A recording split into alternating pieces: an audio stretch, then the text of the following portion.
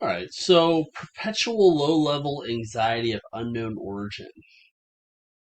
This is a mind control technique, and you see it play out on a personal level as well as like on a societal level.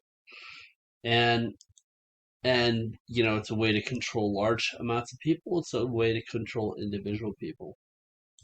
And you can find this in parents, you can find this in relationships, but you can also find it in tyrants, in tyrannical governments.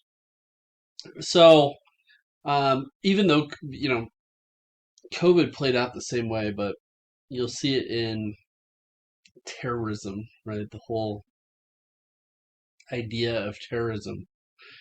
What is a terrorist? How do we define it? They could be anywhere, right? We're removed from terrorism now, but there's no difference between that programming and the COVID programming, right? 6 feet away, you're supposed to wear a mask. Don't wear a mask. It's mysterious. It's airborne. It's not airborne. Don't touch your face. Don't touch your mask on. Mask off. Mask on for the restaurant. Mask off for the when you sat down. Um, but we've been trained by it, right? We've been trained and when uh, terrorism was the precursor. We were fighting terrorism in the Middle East for decades, and because you have an undefined enemy and it's this low level amorphous threat, everything was justified with terrorism. Well, now everything's justified with COVID. But that is just on macro of what happens in the micro. So, for example, my own father, who's a narcissist, constant low level stress of unknown origin.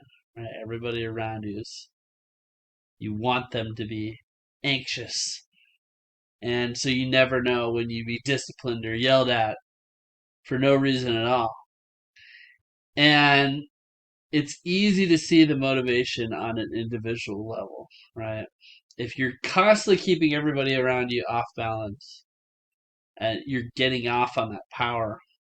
And I could see him um, just soaking in the chaos he created around himself, right? And the instability he created around himself. And keep people constantly off balance. Yes, you're in control. Well, towards what end, right? So if you're a parent, and you're using your child as a way of importance, are you really fostering their agency, right? Are you developing them as a person? Are you developing their self-interest? No, you're using it for selfish reasons. Same thing in a relationship. If you have constant low-level anxiety of an unknown origin for unknown reasons, so you're always on the edge of ending the relationship for no reason, or it, on you put the relation always on the verge of it, your hands on the button. Uh, the purpose. What's the purpose? And I think most people don't even consciously do it intentionally. And this is the same way with my father.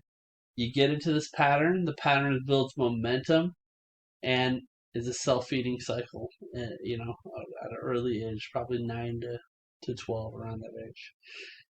Pattern becomes set, gains momentum, has its own feeding cycle, and it's just more and more, deeper and deeper into that obsession, which is control. Control as a sense of importance, and control as a sense of just stability. I do not feel stable unless I control everyone around me. And so, again, this can play out within parented children. It can play out in intimate relationships. And the purpose at the end of the day is control of the other out of a sense of importance for yourself and a sense of stability. So, internal certainty. You've tied that with control over the other person. And for mind control, perpetual low-level stress of unknown origin. That is the strategy. And so if you find yourself in these type of situations, again, This is a no growth zone, right? You actually just grow from walking away from it. So just something to keep in mind as far as a central tactic. People do it consciously, people do it unconsciously. Plays out all around you. Thanks for listening.